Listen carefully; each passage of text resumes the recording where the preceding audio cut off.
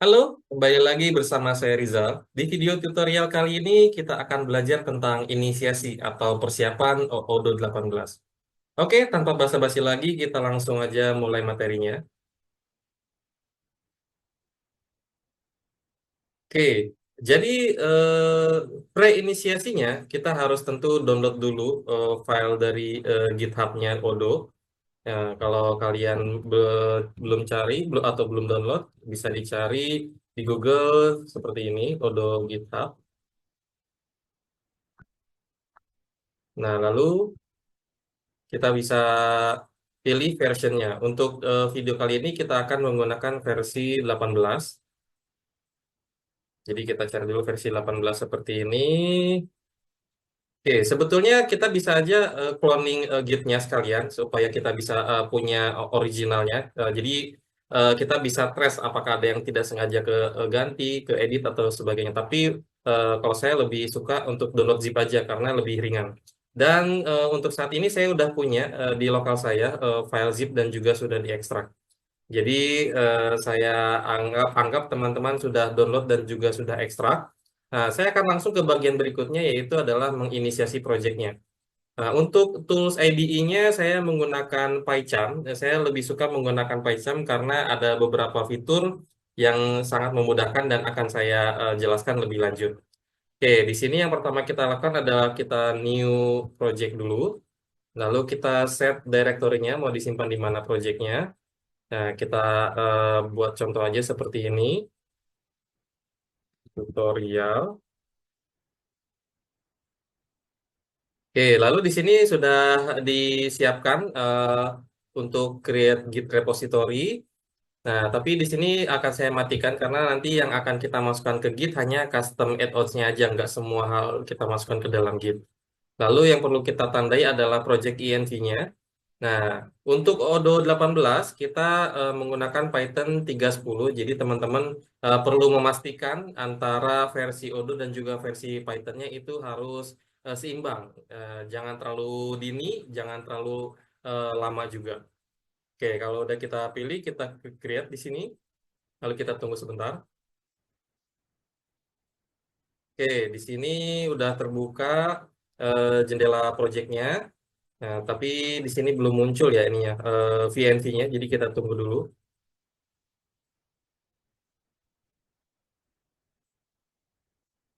Oke, kalau masih belum muncul, kita bisa buat manual seperti ini. Jadi kita masukkan add local interpreter. Nah, lalu kita generate new. Oh, ternyata udah ada. Oh, berarti kita masukin, kita coba pilih dari yang existing ya. .vn ya bisa dikenali di sini.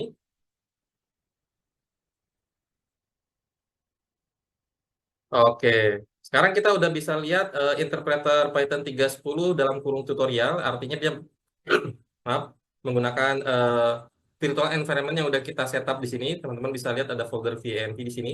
Nah, lalu yang berikutnya perlu kita lakukan adalah menambahkan source code punyanya si Odo 18. Nah, ini yang saya bilang ada fitur di PyCharm yang sangat memudahkan, yaitu kita bisa masukkan folder dari directory yang lain. Artinya, kalau misalkan kita punya multiple project gitu, sama-sama menggunakan Odo 18, kita nggak harus selalu punya folder Odo 18 untuk di setiap projectnya. Jadi cukup satu folder Odo 18 untuk banyak project. Caranya adalah di bagian setting, lalu di bagian project structure di sini, kita masukkan sebagai content root. Nah, lalu kita pilih folder Odo 18 seperti ini. Nah, kita cek dulu, oke ini Odo 18 yang kita maksud. Lalu kita select folder. Nah, kita klik apply dan oke. Oke, sekarang kalau kita lihat di directory tree-nya, nah kita bisa lihat ada dua folder di bawahnya, yaitu adalah tutorial, yaitu adalah yang ada di eh, file explorer-nya atau di directory-nya. Nah, yang kedua adalah di Odoo 18 yang tadi kita tambahkan sebagai content root. Nah, dengan begini, ketika kita development, kita perlu reference ke source code aslinya Odoo 18, kita bisa search di sini, atau misalkan kita bisa buka filenya untuk kita bandingkan dan seterusnya. Nggak perlu buka banyak editor untuk melihat atau mereference ke Odoo 18-nya. Oke, tadi kita udah setup interpreternya, udah masukkan konten rootnya. Selanjutnya adalah kita siapkan konfigurasi untuk runningnya. Oke, jadi di sini teman-teman klik edit configuration, lalu kita tambahkan configurationnya. Nah, kita tambahkan sebagai Python. Nah, kita pilih filenya dengan klik icon ini. Lalu kita pilih file yang ada di dalam Odoo 18. Cari file odobin. Oke, lalu tambahkan di sini min S dan min C. Oke, sebetulnya ini belum selesai ya, tapi kita perlu mengcopy direktorinya. Tadi harusnya kita lakukan di awal ya, yaitu di sini kita klik kanan dan copy path, absolute path. Jadi dia akan mengcopy direktorinya secara lengkap dari C. Nah, lalu kita edit lagi configuration-nya, kita kembali lagi. Nah, di sini di parameter, tadi setelah min S, lalu min C, kita paste path-nya, lalu kita tambahkan slash config slash odo.conf. Jadi, ini untuk memerintahkan Odo secara default menyimpan konfigurasinya di file odo.conf. Jadi kita nggak perlu bikin konfigurasinya secara manual, dia akan bikin konfigurasi defaultnya secara otomatis. Lalu di sini di bagian option, nah, saya sarankan untuk mengaktifkan run with Python console dan emulate terminal in output console supaya nanti saat kita merunning Odo-nya, lognya itu bisa terlihat rapi dan bisa di trace. Nah, nanti kita akan lihat di trace itu seperti apa di bagian berikutnya. Oke, kalau udah kita klik apply, oke, dan sekarang kita coba jalankan. Walaupun expected-nya adalah kita harus menemukan error setelah ini. Nah, ini yang saya maksud error karena eh, kita belum melakukan install terhadap modul yang dibutuhkan oleh Python. Jadi dia belum menemukan modul-modul dari Odo-nya. Kita lihat di sini errornya adalah no modul Babel. Jadi saya sengaja memunculkan sesi ini untuk teman-teman yang menemukan error tidak perlu panik bahwa ini memang ada proses yang terlupakan atau perlu dipastikan dilakukan. Oke, cara menginstalnya adalah kita buka ke bagian terminal di sini, di bagian ini. Nah, dan pastikan interpreternya terbaca di sini seperti ini. Oke, kalau udah, yang kita lakukan pertama adalah kita copy dulu absolute path dari Odoo 18. Nah, karena requirements-nya ada di sana, jadi kita klik CD spasi paste untuk masuk ke folder Odoo 18. Oh, ternyata muncul error. Ini karena direktorinya mengandung spasi. Teman-teman kalau perhatikan nama user saya mengandung spasi, jadi kita nggak bisa langsung enter. Kita perlu tambahkan CD, tanda kutip. Nah, ini juga sebuah poin pembelajaran bagi teman-teman yang menemukan error, tidak perlu panik. Nah, kalau pesan error seperti ini karena direktorinya mengandung spasi dan harus dikasih tanda kutip. Oke, kalau udah berhasil masuk ke folder Odoo 18 seperti ini, baru kita eh, masukkan perintah pip install min-r, lalu re tab. Nah, dia akan membaca file requirement.txt. Oke, kita enter dan kita tunggu sebentar sampai dia selesai. Oke, kebetulan saya sudah pernah menggunakan file requirement.txt ini, jadi expected-nya lancar. Tapi kalau teman-teman yang menemukan error pada saat melakukan install seperti ini, nah, saya bisa kasih saran bahwa di file requirement.txt ini, nah, kalau teman-teman perhatikan, ini versioningnya sangat dynamic, tergantung dari Python version. Tapi yang sering terjadi adalah kalau terjadi error, ini optionnya dihapus aja. Misalkan seperti ini. Yang salah satu yang sering error adalah di bagian std num. Oh sorry, bukan std num. Iya betul std num ini. Eh, atau report lab. Ya, banyaklah yang sering saya lihat terjadi. Kalau terjadi error saat instalasi, bisa coba dihapus versioning optionalnya seperti ini. Nah, jadi ini akan membuat dia mencari versi yang terbaru. Nah, kebanyakan dalam banyak kasus ya, itu akan berhasil instalasinya. Jadi teman-teman bisa coba. Oke, untuk sekarang kita tunggu dulu sampai proses instalasinya selesai. Tapi saya yakin ini harusnya nggak error karena udah pernah saya pakai sebelumnya. Ya, dan metode tadi yang pernah saya alami itu di banyak modul, baik itu stdnum, LDAP, Report dan lain sebagainya. Teman-teman bisa coba untuk hapus option versionnya. Jadi tinggalkan nama modulnya aja kayak tadi. Misalkan ini panjang kan, nah kita hapus aja beberapa bagian sehingga hanya tersisa Python stdnum-nya aja. Atau kalau misalkan yang error adalah report lab, nah ini ada beberapa baris report lab, kita hapus aja semuanya dan sisakan hanya satu bagian report lab seperti ini gitu. Oke, kita tunggu dulu proses instalasinya selesai sebentar lagi.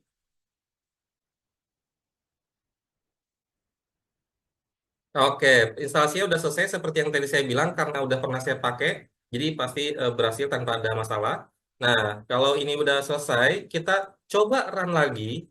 Tapi sekali lagi saya bilang ini expected-nya masih akan error. Nah, nanti kita akan lihat errornya apa lagi berikutnya.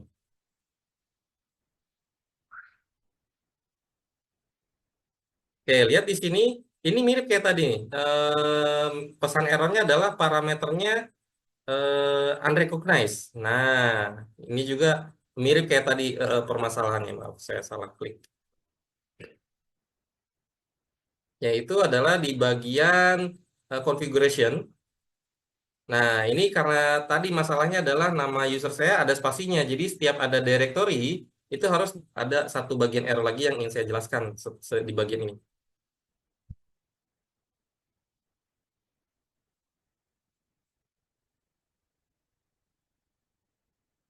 Oke, kita tunggu sebentar.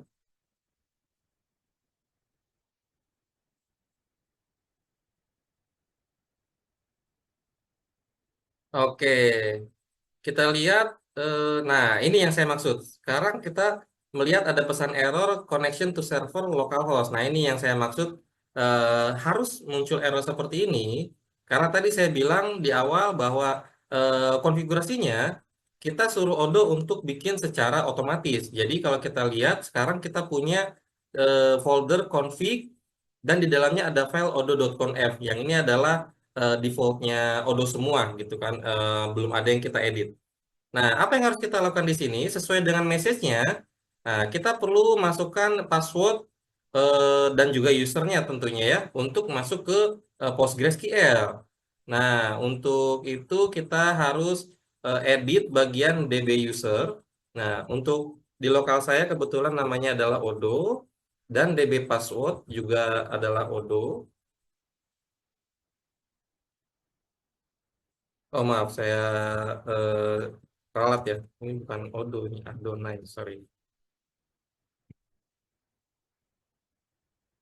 Oke.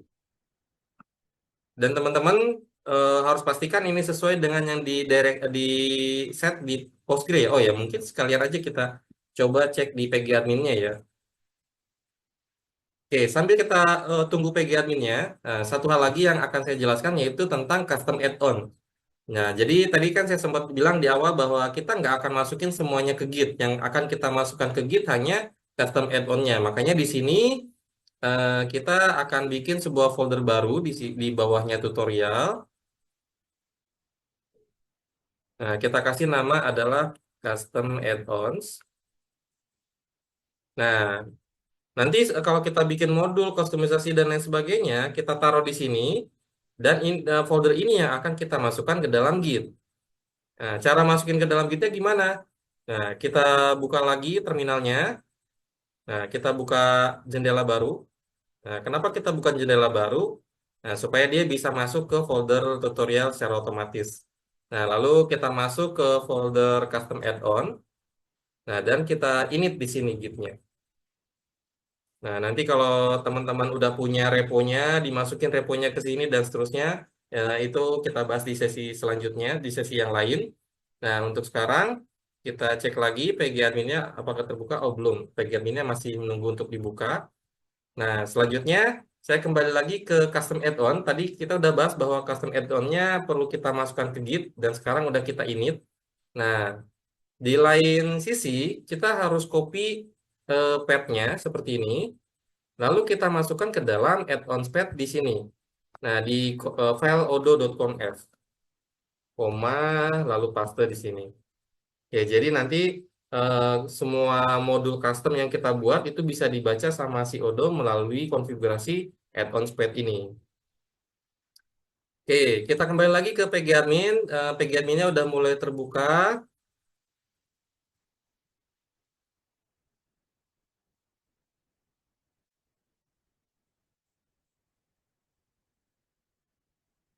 Oke. Oh, satu lagi. Untuk Odo 18, kita harus pakai, bukan pakai harus, tapi disarankan pakai Postgre-nya versi 15 ya. Nah, itu yang sesuai yang disarankan oleh Odo. Oh, ini belum aktif. Kebetulan saya akan aktifkan dulu. Connection server fail, artinya dia belum aktif. Nah, kita cari di bagian services, PostgreSQL. Nah, ini dia. Nah, ini statusnya memang manual. Jadi kita start dulu.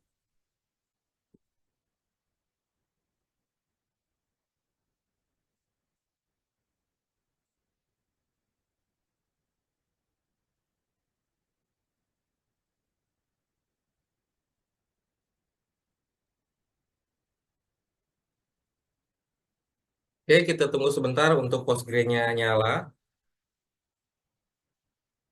Karena resource untuk Postgre ini lumayan, jadi nggak selalu saya aktifkan. Ya, ini udah aktif sepertinya. Kita coba lagi. Oke, ini udah aktif. Kita cek di bagian login roles. Oke, ini udah betul. Tapi untuk testing ini mungkin kita akan bikin baru lagi ya, supaya kita bisa lihat prosesnya.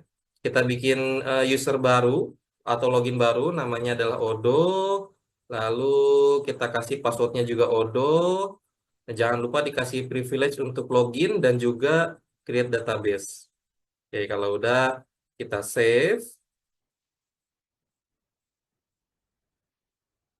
Oh iya, dan ini portnya adalah 5433 ya teman-teman ya.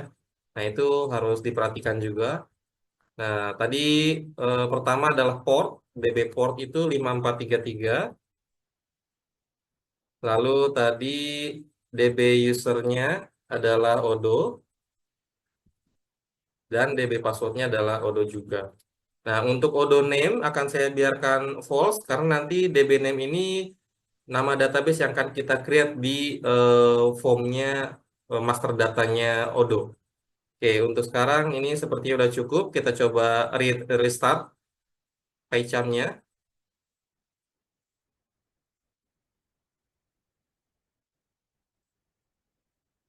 Oke, pesan errornya udah hilang. Sekarang udah ada message bahwa Odo udah running di wait, ini masih ada pesan error 5433.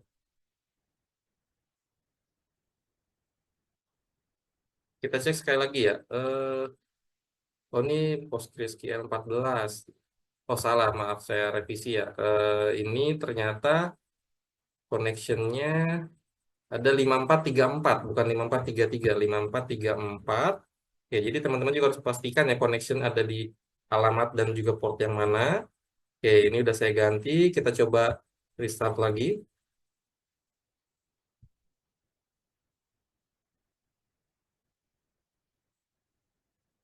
Oke, message runningnya udah muncul di port 8069. Sekarang kita coba buka di localhost port 8069.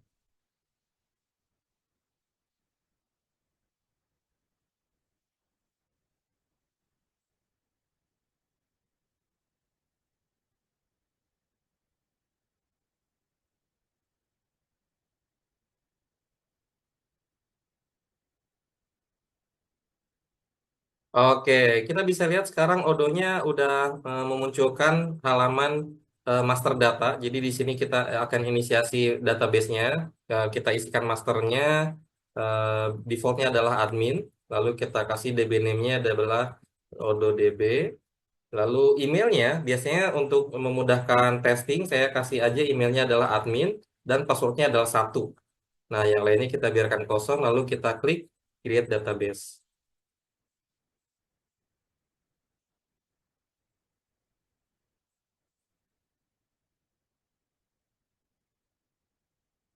Oke, kita tunggu sebentar, dia sedang create database-nya di PostgreSQL-nya, dan juga bikin aset-aset yang terkait dari modul-modul yang sudah default.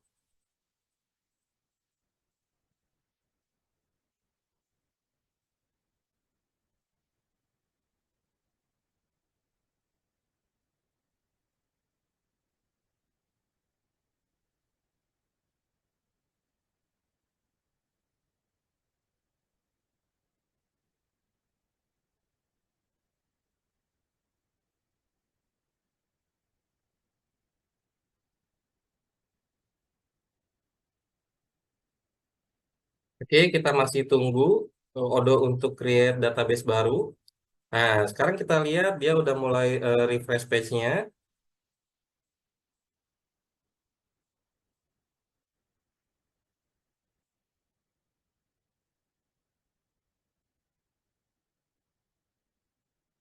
Oke, dia langsung masuk ke halaman login.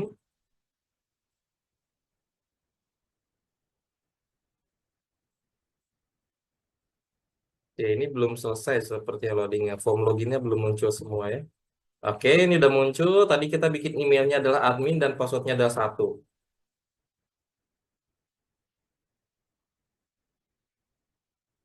Oke, udah berhasil masuk. Saya rasa inisiasinya udah cukup.